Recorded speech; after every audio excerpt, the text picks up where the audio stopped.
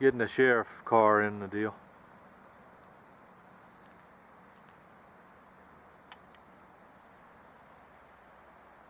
The Animas River right here, and the river splits up in there to 2 or 3 forks, and there's a huge mine back up California Gulch. When we turned around up there, you could see it up there. I didn't see a railroad anywhere though. No, but that's probably what we're seeing, that old roadbed over there. Yeah. That's probably the old railroad. Well, if you look right here behind you, there it is going up, but I don't see it. Like it could be a railroad track right there, but it's Yeah. not. Oh, I'm sure they've reclaimed the metal, I imagine, most of it. Yeah. We're down to Eureka, almost to our campsite, another 3 or 4 miles. That's the Eureka crossing right there, the Eureka campground.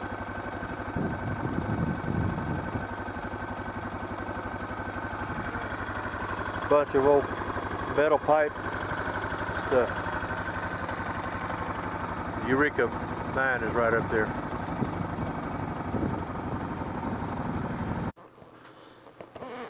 These are my still picture shots going down from Animas Forks back to Eureka and back to our campsite there on Maggie Gulch. A little bit different scenes that didn't take with the video camera. There's Eureka again. The Eureka Bridge, which is a nice concrete bridge over the river, Animas River. And there's a little wider angle of the valley there and the mountains around. And we got on back to camp, and we went ahead and loaded up Pat's four-wheeler because we planned to leave out early the next morning on Wednesday. And then we built a big fire, loaded up everything else after supper, broke down everything and packed it away except for our tents. Sitting around the campfire talking about the fun we've had. And August 15th and 16th, 2012, Wednesday and Thursday, we had decided to just head on back to Waco so we could get back by Thursday sometime. And so we loaded up the tents that morning with no breakfast or anything, and the temperature was about 32 degrees. It was cold, but we got into Silverton. We had a great 3-egg omelet breakfast at the Black Bear Cafe in Silverton, and then we rode on down to the service station, aired up our tires, headed to Durango, with Pat riding Cecil's DR650 and Alan riding his 250 Yamaha. We're trying to keep the load to a minimum on the trailer while we're crossing the Molas Pass and Coalbank Pass. So once we got through Durango, we loaded up the bikes just south of town there, up after climbing the big hill outside of Durango, and we headed on to Waco. We made it home about 8 o'clock Thursday morning. We took a little bit different route coming home. We came back through Lincoln, New Mexico to check on Billy the Kid. Anyway, we had a good time. Nobody was hurt. Bikes weren't damaged too much. Didn't actually put very many miles on anything, probably less than 100 miles total for the 3 days we were there, so maybe a little over 100. So anyway, I hope you enjoy the video, and we hope to do it again someday. Morning, we're heading back to Waco. We're in Silverton. Aired up the tires on the bikes. I'm going to ride those over Molas Pass and Black Mountain Summit or something like that. Lighten your load a little bit. What? What'd you say? Said you lighten your load a little bit? Yeah. Are you getting all that on film? Yeah. Well, best to get that taken care of a place like this rather than try to find one. The road up to Red Mountain Pass and Ouray. Silverton back over the tin building here. We had a good breakfast at the Black Bear Cafe. Good breakfast. And Pat paid for it. And there's the Animas River Valley going back up that way where our camp was. We're going to head out. It's about 9:15 here.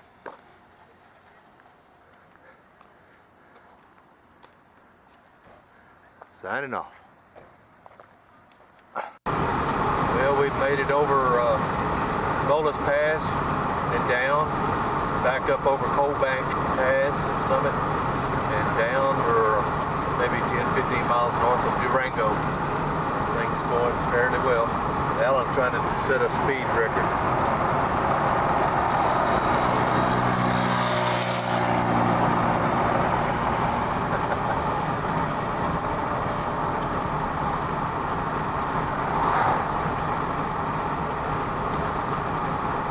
Pretty day.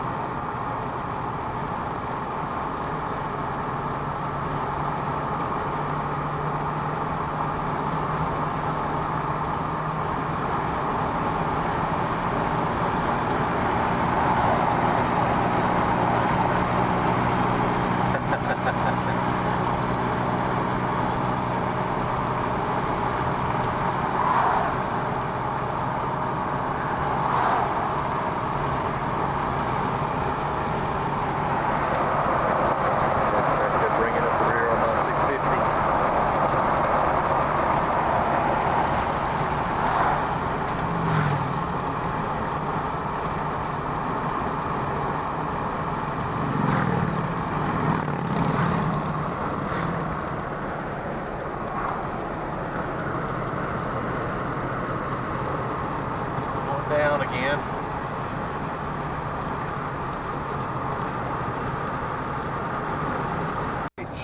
And we made it on back to Animas Forks and loaded up that Tuesday afternoon, and all we had to do Wednesday morning was break down our tents and load them up, and we headed out over Molus Pass and Black Coal Pass with just me driving the van and pulling the trailer with the four-wheeler on it. Alan rode his 250 just past Durango, and Pat rode my 650 just past Durango, so we would have as light a load as possible on the van, both pulling the hills and going down the hills for the brakes. So anyway, this is on 550 down on our way to Bernillo, south of Cuba. Gets pretty arid and dry, and they have all these interesting rock formations along here for several miles. Anyway, Alan took a few pictures, and this was all of Alan's pictures. So you can see the red and white stones stacked up in layers and stuff. It was nothing but wood pointed, joint was stapled in it. Oh, really? Yeah, it was not very well made, what I'm trying to tell you. Yeah, going through the lava flow west of Carrizozo on Highway 380. See the rain over the mountains there. This guy down here, No, I don't think so. maybe not. You're not speeding anyway.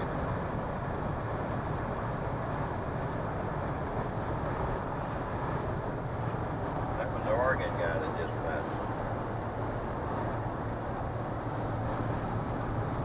We're going to stop in Lincoln, eat supper at a cafe Alan knows about. As we mentioned earlier, we did go through Lincoln, New Mexico. We've been talking about Billy the Kid the whole trip. And so we made a little detour and went through Lincoln, and we're planning to eat supper there, but nothing was open, so that we could find anyway.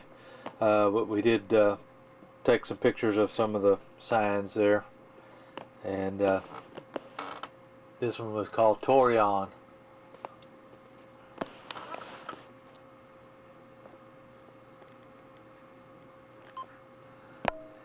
And this was the site of the McSween home, which had burned but was never rebuilt. Right beside the store, that's the store, the McSween store.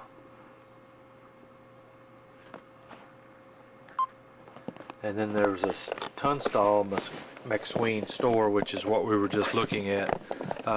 J.H. Tunstall was the Englishman that came over and was ranching and got bushwhacked and killed in cold blood, which really started things to heat up with the conflicts between the Tunstall and McSween store and the Dolan Murphy store,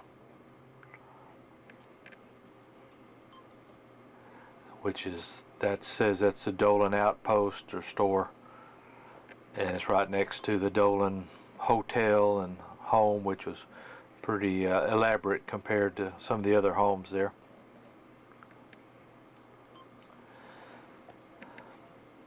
And that old Dolan home is now a bed and breakfast, I think, or a restaurant, museum, stuff like that. Pretty nice stucco and wood frame house. Gifts, antiques, jewelry, great food, closed. Anyway, we drove all night, made it back to Pat's house about a little after 8 o'clock Thursday morning. On the 16th, we unloaded my bike and then got Pat's four-wheeler off, and Alan and I went on by my house and unloaded everything, and Alan went on to his house. So anyway, we crammed about as much as we could do into 4, 5, 6 days.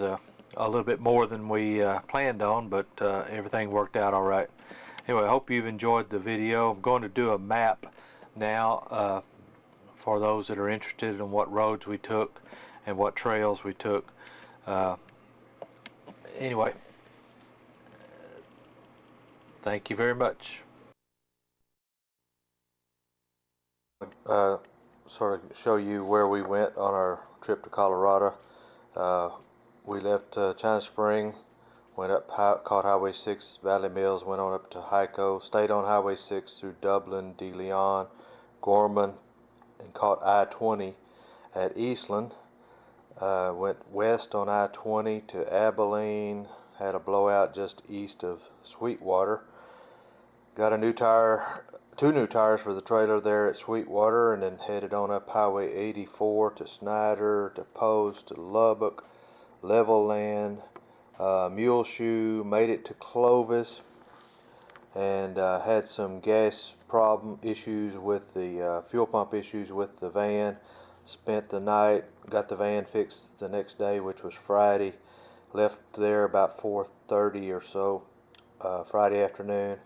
Continued west on 84 to Fort Sumter, and then took 285 out to Vaughn and Clyde's Corner, caught I-40 over to Albuquerque, and started having some problems with the right rear tire on the van, and over here at Albuquerque, and had to change the tire and get two new tires at the Walmart there. Then we got back on the road going up I-25 to Bernalillo, and then caught 550 up to Cuba, on over to Bloomfield, and up to Durango, and stopped at the Durango Walmart there about 4:30 Saturday morning. Caught a couple of hours of sleep maybe, and exchanged or returned the tires, which were not right for the van. Walmart got Alan's money back, got new tires put on at J&P Tire, and then went on up Highway 50, the $1 Million Highway, to Silverton, and met up with Pat about 10 o'clock. Then we went on up the Animas Fork River Road, I'm not sure what it's called, to Eureka. Tried to find a campground there, but they were going to charge us quite a bit to stay there. It would have cost us $100 or so a piece to stay there. our total anyway. Anyway, we came back down the road a little bit to the Middleton area and Mini Gulch, or Maggie Gulch rather, and found a great campsite there, and we camped out there free of charge, right along the Maggie Creek. And now I'm going to switch to a more detailed map for the area. This is the Alpine Loop area, Silverton, Ouray, Lake City on the northeast corner. But we were staying right here. Our campsite was right on the road that goes up the Animas River valley to Animas Forks, and then forks off 2 or 3 different ways there. But our campsite was right here on Maggie Gulch Creek, and then Maggie Gulch Road went up right beside to the north of our campsite, up about 5 miles into a very scenic valley, and we rode that on Monday afternoon, I believe.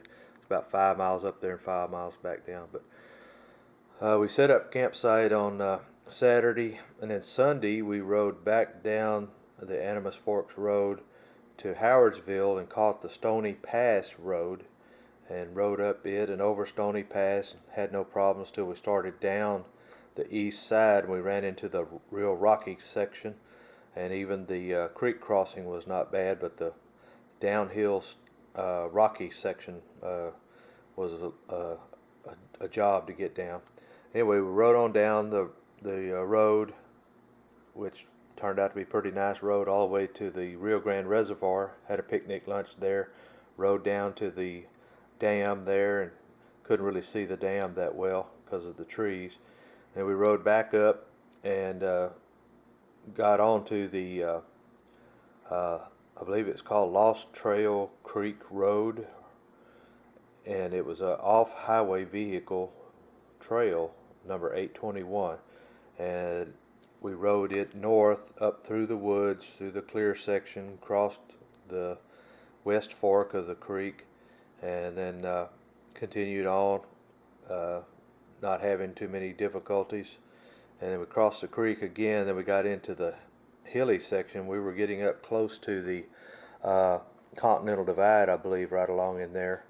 And we had one hill just after we crossed the creek that we had to help each other up. And then we had the big bad hill over here on this section. And then we came to the hill climb section along in here that we really had to have some help getting up with Alan's bike.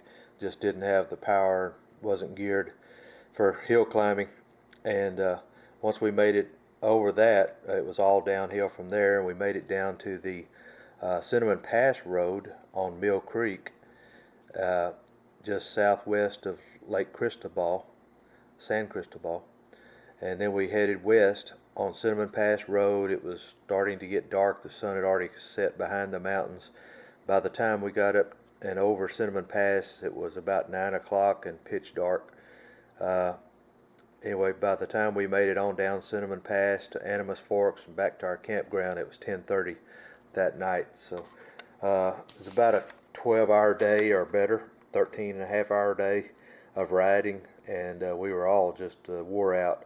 We had a bite to eat and then went to bed about 12:15, 12:30. Slept late the next morning, and then this is the day, I believe was Monday afternoon, we rode Maggie Gulch Road, which was really pretty, with a big nice waterfall, a bear or two, and an abandoned mine that we checked out. And then came back to the camp the next day, which was Tuesday. We left probably around 11 o'clock, weren't too big a hurry to get moving, and we rode up to Eureka. Took our time going up the Animas Forks and the Animas River, checking out all the mines and waterfalls and points of interest. Got up to Animas Forks about 1 o'clock or a little after, and ate lunch. Visited with some people, checked out the Jeep that had ran off the road at a distance, and then came back down to Eureka, back to our campsite. Started loading up everything and packing up camp except for our tents so that we could leave out fairly early on Wednesday morning, headed back to Waco, which is what we did. and it's 32 degrees that next morning on Wednesday. A little chilly riding into Silverton. We stopped in Silverton at the Brown Bear or Black Bear Cafe, I think it was, and had some terrific omelets for breakfast. Then we came on back down 550 to Durango, and now I'm gonna switch back on the big map again. From Durango, we followed 550 back to Bloomfield. By the way, we loaded up the bikes just south of Durango after climbing the big hill, because Alan had ridden his 250 from Silverton to Durango, and Pat had ridden my 650 to keep the weight down on the trailer and the van. Anyway, we went on to Bloomfield, on down to Cuba, down to Bernalillo and Albuquerque, and this time we stayed on I-25 going south on I-25 to Socorro and San Antonio, turned east on 380 over to Carrizozo, went through the lava flow there at Valley of Fires, went on up to Lincoln, and stopped at Lincoln, took some pictures and talked over the Lincoln County Wars and Billy the Kid and everything that happened there back in the 1870s.